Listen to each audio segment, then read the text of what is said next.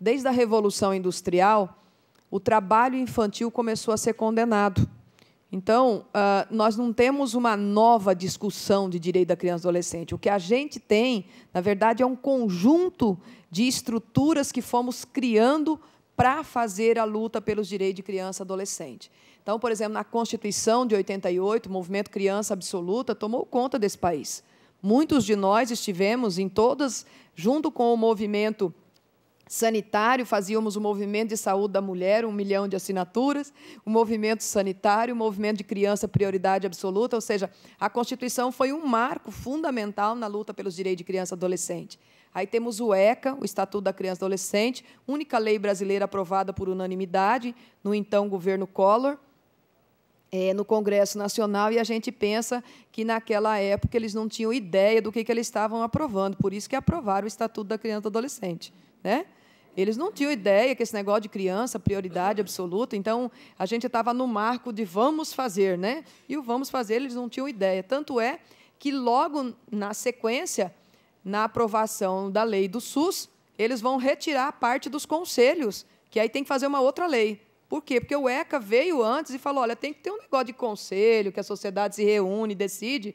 Quando chega a aprovação da lei do SUS, o pessoal, na hora, o governo Collor veta, né, a lei do SUS, você precisa de uma nova lei complementar. Então, o Estatuto da Criança e Adolescente ele fez muito esse papel de inaugurando um jeito novo de pensar a organização da sociedade brasileira, a organização das políticas públicas.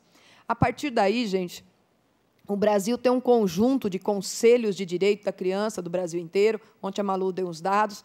E, na área da violência sexual, isso que é importante, eu trabalho com essa temática, já não lembro mais, acho que desde 84, 85, mas, assim, a área da violência sexual, especificamente, desde os anos 90, que nós estamos fazendo comitês, fóruns, colegiados. Então, assim, nós não temos muita coisa nova. O que a gente tem, né, são formas diferentes de olhar isso. Então, no Brasil, nós temos um Comitê Nacional de Enfrentamento da Violência Sexual, que agora parece que... né, eu vou fazer um desafio aqui. O SESI tem que conseguir trazer o SESC e o SENAST. É isso? Não.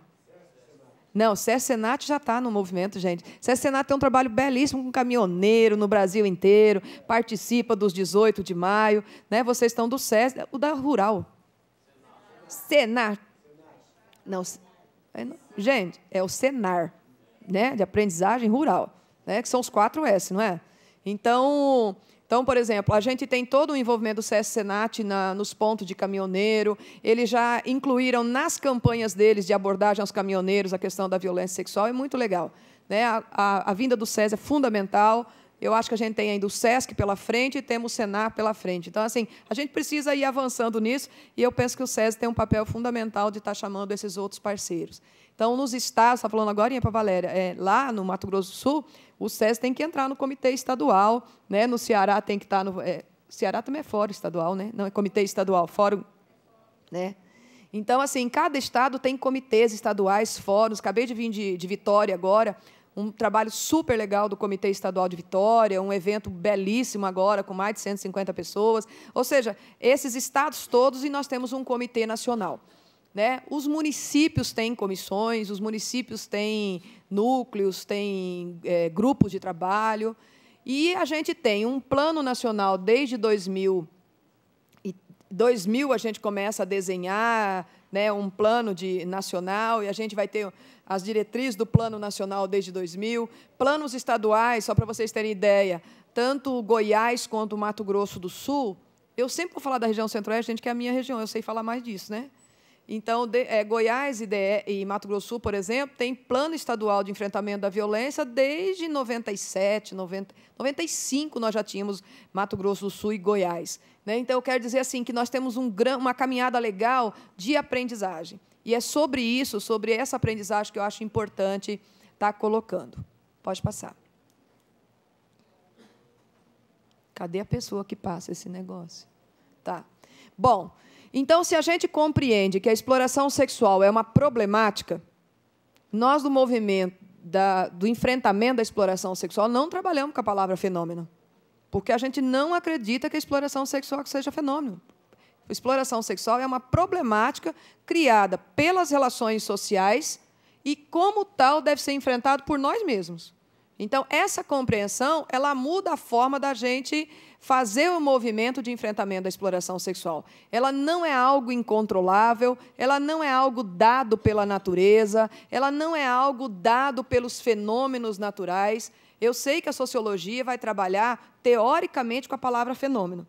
Eu sei disso. Eu estou dizendo que nós, do movimento, nós não trabalhamos com a ideia de fenômeno, porque a gente não quer confundir que isso está colocado. A gente quer dizer que isso é uma problemática social e, como tal, nós vamos enfrentá-la. Por isso que o nosso plano de enfrentamento ele tem eixos, né? Eixo da articulação e mobilização, eixo da promoção de direitos, da promoção e prevenção de direitos, eixo do atendimento, eixo da responsabilização, conhecimento da realidade. E é interessante que agora começamos a fazer a conversa que o protagonismo não pode ser um eixo do nosso plano. Atualmente ele é um eixo. Nós vamos fazer a revisão do plano, até o final do ano vai ter um novo plano nacional, e a gente acha que o protagonismo não pode ser um eixo, ele tem que ser um princípio do plano. Na responsabilização tem que ter protagonismo juvenil, no atendimento tem que ter protagonismo juvenil, na prevenção tem que ter protagonismo juvenil, no conhecimento da realidade tem protagonismo juvenil. Ou seja, o protagonismo infanto-juvenil é o reconhecimento daquilo que a gente vem falando historicamente, a Lourdes coloca aqui hoje de manhã, que a criança é sujeito de direitos. Ora, se ela é sujeito de direitos, a palavra sujeito significa que ela é uma sujeita. Então, se ela é uma sujeita, eu estou trabalhando no feminino, gente, porque a gente precisa afirmar algumas coisas, né? Então, se a criança é uma sujeita de direitos, então essa criança tem o que falar nesse processo. Pode passar. Bom, no conhecimento da realidade dessas pesquisas que nós estamos fazendo, então, 6 pesquisas de conhecimento da realidade, da situação da exploração sexual e uma pesquisa sobre atendimento. As 6 pesquisas são fluvial, fronteira, garimpo,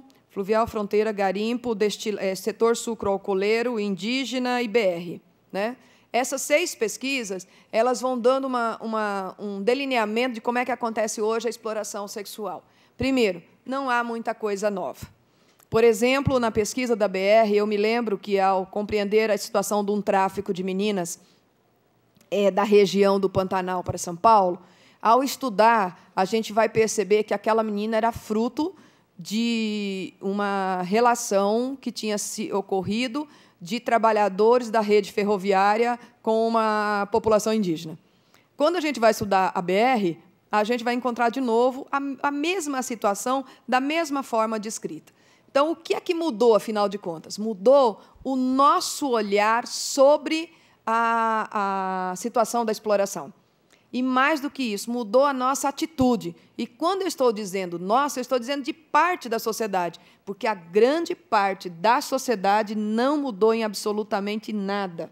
Né? A gente vai ver os primeiros resultados, é lastimável. Grande parte da sociedade não mudou nada o seu pensamento sobre exploração sexual. Por isso que eu acho muito legal a ideia que o Vira Vida pode fazer também um trabalho de mudança cultural por dentro do Sistema S. É mudança cultural, gente, por dentro do Sistema S e mudança cultural no setor empresarial.